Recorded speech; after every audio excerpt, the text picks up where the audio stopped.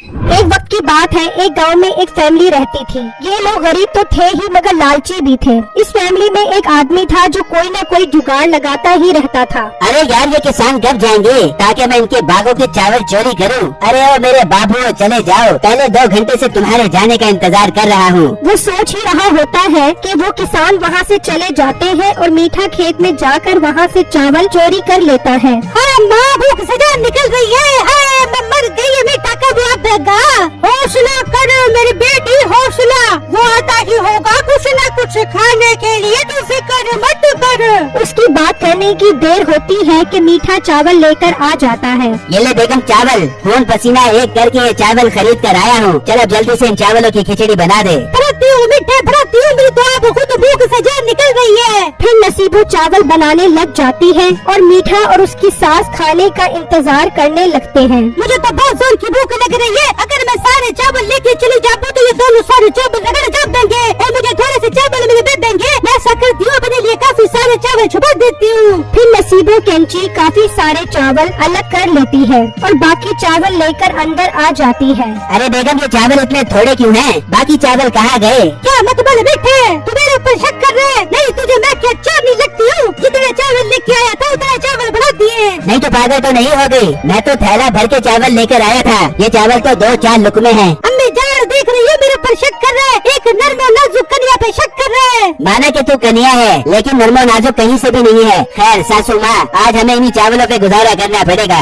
फिर अगले दिन मीठा दोबारा चावल चोरी करने जाता है और जैसे ही वो किसान जाते हैं, मीठा वहाँ से चावल चोरी कर लेता है। अब आज तो मैं देखूंगा कि आखिर चावल जाते कहाँ है। मैं तो चावल बहुत सारे घर लेकर जाता हूँ। फिर मीठा चावल लाकर घर दे देता है और नसीबो किचन में चावल बनाने लग जाती है और मीठा खिड़की से खड़ा देख रहा होता है। फिर जैसे ही चावल तैयार होते हैं तो नसीबो काफी सारे चावल निकाल कर अलग रख देती है। अच्छा, तो ये बिन बतौड़ी की शक्ल वाली औरत ये काम करती है। मैं भी कहूँ कि मैं तो बहुत सारे चावल लेकर आता हूँ, फिर आखिर चावल कहाँ जाते हैं? मीठा फौरन अंदर आ जाता है। छुपा ले, मोटी नाक वाली औरत, सारे चावल छुपा ले। मैं भी कहूँ कि चावल जाते कहाँ है? अब पता चला कि ये चावल इस डायन के पेट में जाते हैं। अरे मेरे प्यारे मीठे, ये तो चावल मैं शाम के लिए बचा के रख रही थी ताकि हम दोनों शाम में मिलकर सारे चावल खा जाए।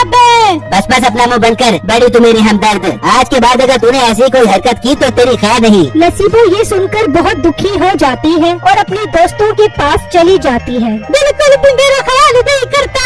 थोड़े से चावल मैंने क्या लग कर दिए? मुझे इतनी खरी खोटी सुनाई कि मेरे कानों के देखने और आँखों की सुनने की क्षमता खत्म हो गई। अरे बहन, कानों से सुनने और आँखों से देखने की क्षमता होती है। हाँ, वही क्षमता।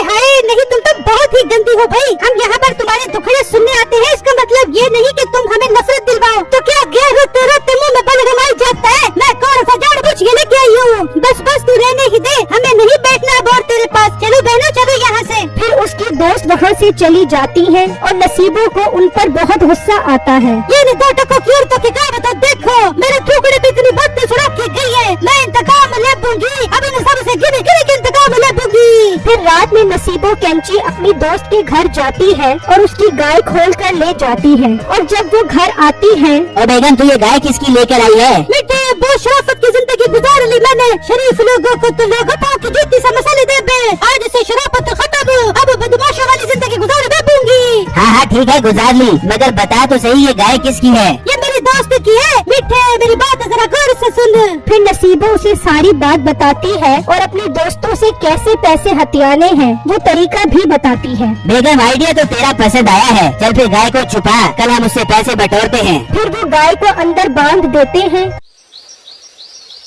फिर जब सुबह होती है, हाय मेरी गाय कहाँ चली गई? हाय मैं मर गई, मेरी गाय को चोरी करके ले गया। क्या हुआ बेगम, इतना शोर क्यों मचा रही हो? देखिए जरा, मेरी गाय को चोरी करके ले गया है। हाय, कौन कमबख्त मेरी गाय ले गया? बेगम होश न पकड़ो, मैं यहाँ वहाँ देख कर आता हूँ। शायद उसकी रस्सी खुल गई हो और गाय आसपास चली गई हो। मैं अभी देख कर आता हूँ। फिर बिट्टू गाय को देखने के लिए निकलता है और वो उसे हर जगह देखता है, लेकिन गाय नहीं मिलती। वो मायूस वापस आ जाता है। क्या हुआ बिट्टू, मेरी गाय मिली कि नहीं? अरे बेगम, हर जगह देख ली है, कहीं नहीं मिली। मुझे तो लगता है कोई हमारी गाय उठाकर इतनी दूर ले गया है जहाँ से गाय वापस नहीं आ सकती।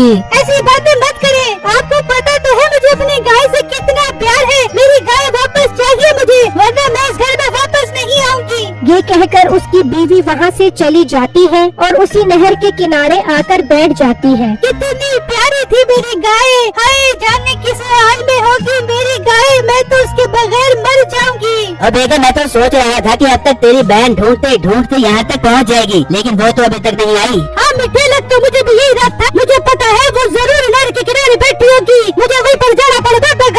हाँ हाँ, जा जल्दी जा, गाय का मसला हल कर। 2 दिन मजीद इसने चारा न खाया तो ये मर जाएगी। वाला मिठे, शुभ शुभ बोल। मैं चाहती हूँ जाकर उसे पट्टू डाल के आती हूँ। फिर नसीबो उसी नहर के पास आती है तो उसकी दोस्त वहाँ उदास बैठी होती है। अब कैसी मिसरी शक्ल बना के बैठी है। कल मेरे साथ कैसे बदतमीजी कर रही थी। खैर मुझे क्या, मैं तो जाके अपना काम निकलवाती हूँ। फिर नसीबो वहाँ आती है। और छम्मो, खैर तो इतनी उदास क्यों बैठी है तू? नसीबो, अब तुम्हें क्या बताऊँ, मेरी गाय कल रात को चोरी हो गई है। मैं बहुत दुखी हूँ। ओहो, ये तो बहुत दुख की बात है। चल तू परेशान मत हो, मैं तेरी गाय ढूंढवाने की कोशिश करती हूँ। क्या सच में तुम मेरी गाय ढूंढवा सकते हो? नहीं, तूने क्या मुझे आम लड़की समझा हुआ है? मेरा शोर 1 नंबर का जादूगर है। 1 मिनट में हिसाब लगा के बता देता है कि तेरी गाय कहाँ पर है। अरे नसीबा, मुझे ले चलो अपने शोहर के पास। मुझे मेरी गाय मिल जाए, मुझे और कुछ नहीं चाहिए। हाँ ठीक है, शाम में मेरे घर आ जाइए। ये कहकर नसीबो घर आ जाती है और मीठे को बताती है कि उसने प्लान के मुताबिक सारा काम कर लिया है। गुड बेगम गुड, बहुत तरक्की करेगी तू। वहाँ छम्मो और उसका शौहर घर से निकलते हैं और नसीबो के घर आ जाते हैं और मीठे से हिसाब लगवाते हैं कि उनकी गाय कहाँ पर है। मीठा हिसाब लगाने लग जाता है। ओहो ओहो हो, नहीं नहीं, ऐसा नहीं हो सकता, नहीं हो सकता। हक बाबा, सच बाबा। क्या हुआ भाई साहब, हमारी गाय ठीक तो है ना? नहीं, तुम्हारी गाय को एक चुड़ैल उठाकर ले गई है। अगर तुम्हें अपनी गाय वापस चाहिए तो तुम्हें 2 लाख रुपए की बलि देनी होगी, फिर तुम्हारी गाय वापस आ जाएगी। पर भाई साहब, अगर मैं 2 लाख रुपए दूं और गाय फिर भी वापस ना आई तो फिर मैं ये अमल करना ही छोड़ दूंगा। 2 लाख रुपए ले आओ, मैं चुड़ैल से बात करके तुम्हारी गाय वापस मंगवाता हूँ। वो बात कर रहे होते हैं कि बिट्टू की नजर वहाँ गोबर पर पड़ती है। वो सोचने लगता है, इनके पास गाय तो नहीं है, फिर गोबर यहाँ कैसे आ गया? मुझे तो दाल में कुछ खाना लग रहा है। हाँ बिट्टू, 2 लाख रुपए कब दोगे? भाई, मैं आपको कल 2 लाख रुपए दूंगा। अगर मेरी गाय वापस ना मिली तो 1 लाख रुपए फिर आपसे लूंगा। मुझे सौदा मंजूर है, क्योंकि मैं आपकी गाय आपको वापस दिलवा सकता हूँ। फिर वो दोनों वहाँ से चले जाते हैं और मीठा और नसीबो कैंची खुश हो जाते हैं। और जब रात होती है फिर बिट्टू और उसकी बीवी चुपके से उसके घर आते हैं और जब वो अंदर जाते हैं तो वहाँ उनकी गाय खड़ी होती है। बेगम, मैंने क्या कहा था? मुझे तो इन पर पूरा शक था। अब टाइम जाया मत करो, गाय खोलो। फिर वो दोनों गाय खोलकर ले जाते हैं। फिर जब सुबह होती है तो बिट्टू लोगों को लेकर मीठे के घर आ जाता है। ले आओ मीठे भाई, गाय ले आओ, मैं 2 लाख रुपए ले आया हूँ। हाँ बेटू, मैंने रात को चुड़ैल को 2 लाख रुपए एडवांस देकर गाय मंगवा ली है। चल बेगम, गाय लेकर आते हैं। फिर जब वो अंदर आते हैं तो गाय नहीं होती। ये गाय कहाँ चली गई? मिठे क्या पता गाय कहाँ चली गई, वो तो यहीं पर थी। बेगम मर गए, अब इसे 1 लाख रुपया कहाँ से देंगे? फिर वो दोनों बाहर आते हैं। बिट्टू भाई, चुड़ैल की तबीयत खराब हो गई है, इसलिए उसने गाय देने से इनकार कर दिया है। तबीयत चुड़ैल की नहीं, तुम्हारी खराब हो गई है। मैंने तुम्हारी चोरी पकड़ ली है। तुमने हमारी गाय चोरी की थी और अंदर बांध दी थी। चलो अब 1 लाख रुपया दो। बिट्टू भाई, हमें माफ कर दो, हमारे पास 1 लाख रुपया नहीं है। चलो फिर थाने चलो। फिर वो उन दोनों को जेल में बंद कर